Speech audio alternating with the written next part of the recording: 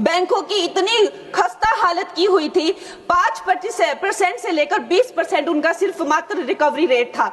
50 करोड़ से ज्यादा जन धन खाते खोले, जन जन को जो है बैंकों से कनेक्ट किया, और आज जो है बैंकों का जो है सशक्तिकरण जो है प्रधानमंत्री नरेंद्र मोदी जी ने किया है। आप जब किसी सरकारी बैंक में घुसते हैं तो ऐसा लगता है कि 80 या 90 की दशक की किसी इमारत में आ गए हैं, जहां पे दीवारें उखड़ रही होती हैं, पंखा अपनी मर्जी से चलता है और लाइनें रेल टिकट से भी ज्यादा लंबी होती हैं। इसके बाद जब आप काउंटर नंबर 1 पे पहुंचते हैं तो बताया जाता है काम यहां नहीं होगा, काउंटर नंबर 4 पर जाइए। जब काउंटर नंबर 4 पे जाते हैं तो बताया जाएगा यहां पर भी काम नहीं होगा, फर्स्ट फ्लोर पर जाइए। और जब आप थके हारे फर्स्ट फ्लोर पर पहुंचते हैं तो बताया जाता है कि लंच हो गया है, लंच के बाद 2 बजे आइएगा। 2:15 पहुंचते हैं तो बताया जाता है कि लंच एक्सटेंड हो गया, अभी कर्मचारी गुलाब जामुन खा रहे हैं। यह व्यवस्था है कस्टमर सर्विस की एक सरकारी बैंक में। और आज हम जहां चांद पर पहुंच गए, यूपीआई से गोलगप्पे खरीद रहे हैं, लेकिन हमारी सरकारी बैंकिंग व्यवस्था 80-90 के दशक से बाहर नहीं आ पा रही है। सर, बैंक ईंट या सीमेंट से बनी किसी इमारत का नाम नहीं है। बैंक सिर्फ किसी स्टील या एल्यूमिनियम से बने एटीएम का नाम नहीं है, और बैंक ना ही एक काउंटर से दूसरे काउंटर पर दौड़ रहे बैंक ग्राहकों की उस दौड़ का नाम है। बैंक नाम है विश्वास का, बैंक नाम है अधिकार का, न्याय का, समानता का। लेकिन पिछले कुछ वर्षों में यह विश्वास जो ग्राहकों का बैंकिंग व्यवस्था में था, वो कहीं ना कहीं कमजोर होता नजर आ रहा है। और उसके कुछ बुनियादी कारण, बहुत ही बेसिक कारण आज मैं सदन में आपके माध्यम से सरकार के सामने रखना चाहूंगा। सबसे पहला, पुअर कस्टमर सर्विस। यदि आज किसी ग्राहक को सरकारी बैंक में किसी काम से जाना हो तो मान लीजिए उसके ग्रह खराब चल रहे हैं और दिहाड़ी भी खराब होगी।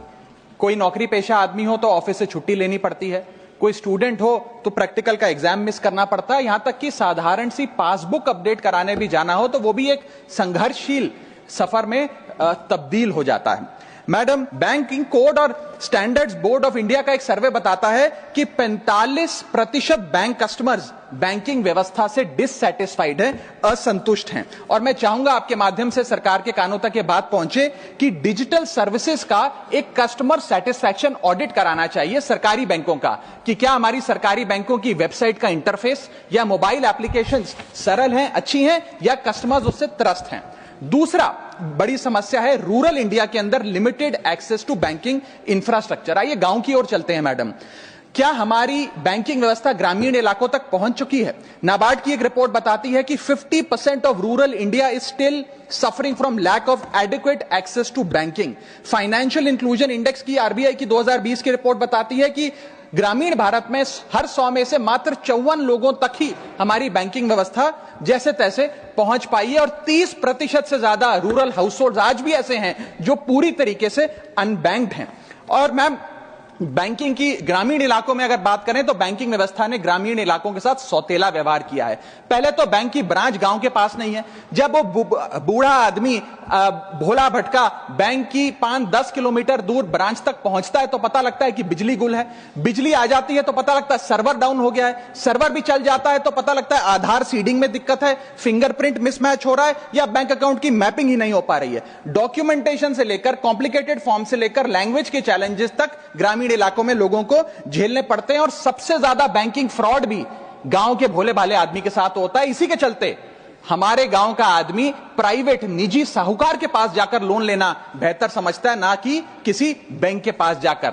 और जब वे साहूकार के पास जाता है तो ना वहां पेपर वर्क होता है, एक इजियर एक्सेस होता है, फियर ऑफ बैंक और इलिटरेसी नहीं होता, बहुत बार तो मॉर्गेज पे भी कुछ नहीं रखना पड़ता, इसलिए वो साहूकार से ब्याज पे पैसा उठाता है।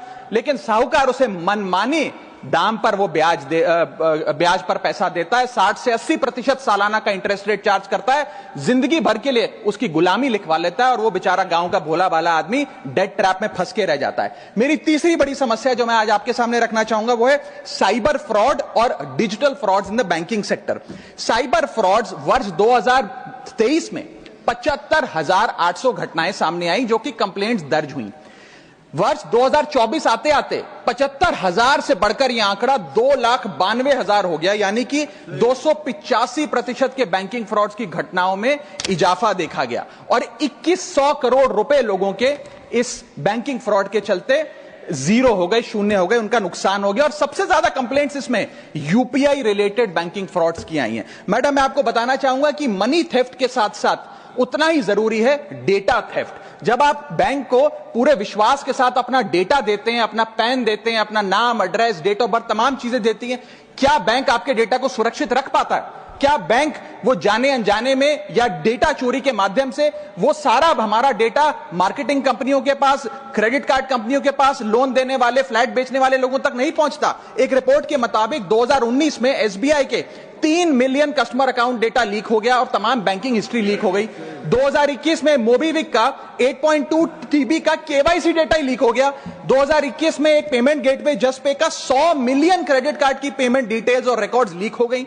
अब ये लीक है कि जाने अनजाने में डेटा शेयरिंग है, यह फैसला मैं आप तक छोड़ता हूं, लेकिन आपको इस डेटा लीक का भुगतान करना पड़ता है, आपको उसको भुगतना पड़ता है। और उसका सबसे छोटा सा उदाहरण है कि आए दिन आपको आपके बीवी, आपके माता पिता, आपके घर वाले फोन करके आपका हाल पूछे ना पूछे, मार्केटिंग कॉल्स वाले आपको रोज फोन करके कहेंगे कि आपका क्रेडिट कार्ड अप्रूव हो गया, आपका लोन अप्रूव हो गया, हमसे फ्लैट ले लीजिए, हमसे फलानी चीज ले लीजिए। इनके पास ये हमारा डेटा आता कहां से, एक बड़ा सवाल है।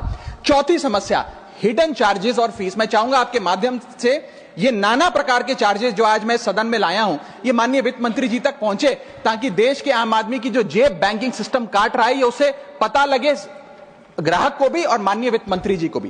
पहला, मिनिमम बैलेंस पेनल्टी। यदि आप न्यूनतम बैलेंस नहीं रखते हैं तो 100 से 600 रुपए प्रति माह बैंक आपका काट लेता है।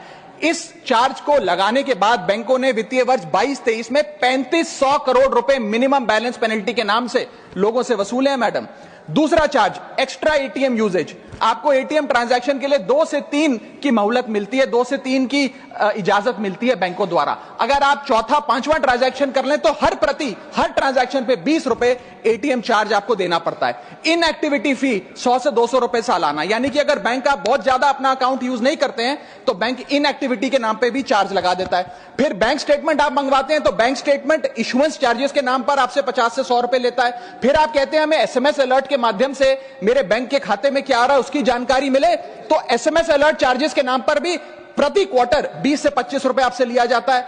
ऑनलाइन पेमेंट करेंगे एनईएफटी की तो ट्रांजैक्शन फी भी ली जाती है। जबरदस्ती आपको पहले लोन बेचते हैं और फिर उसके बाद लोन प्रोसेसिंग फी के नाम पर 1 से 3% लोन अमाउंट का काट लेते हैं। और जब आपकी किस्मत ठीक चल रही हो और आप समय से पहले अपना लोन बकाया जो है उसका भुगतान करने बैंक पहुंच जाएं तो loan pre closure charges, early payment penalty के नाम पर भी बैंक आपसे पैसा वसूलता है।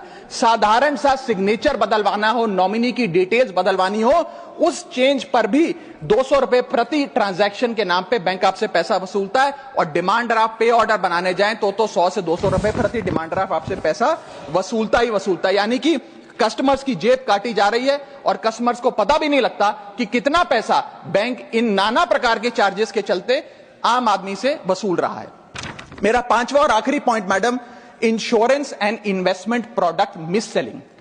अपने क्वार्टरली या मंथली टारगेट्स पूरा करने के लिए बैंक के एग्जीक्यूटिव मिस सेलिंग करते हैं, गलत प्रोडक्ट लोगों को बेचते हैं। यह भी एक प्रकार का हनी ट्रैप है।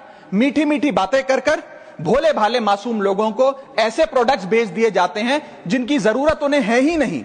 IRDAI, insurance regulatory development authority of India की एक रिपोर्ट बताती है कि 3.5 लाख सालाना कंप्लेंट्स में से 20% कंप्लेंट्स सिर्फ और सिर्फ मिस सेलिंग की, गलत प्रोडक्ट बेचने की उन्होंने दर्ज करी हैं। सेबी की एक रिपोर्ट बताती है कि 30% इन्वेस्टर मिसलीडिंग इंफॉर्मेशन का शिकार हैं। और म्यूचुअल फंड्स की मदर बॉडी, जिसे association of mutual fund of India कहते हैं, वो बताती है कि 23%, मैं खत्म कर रहा हूं मैडम, 23% इन्वेस्टर ऐसे हैं जिनके पास वो प्रोडक्ट्स हैं जो उनके रिस्क प्रोफाइल और फाइनेंशियल गोल से मेल ही नहीं खाते हैं।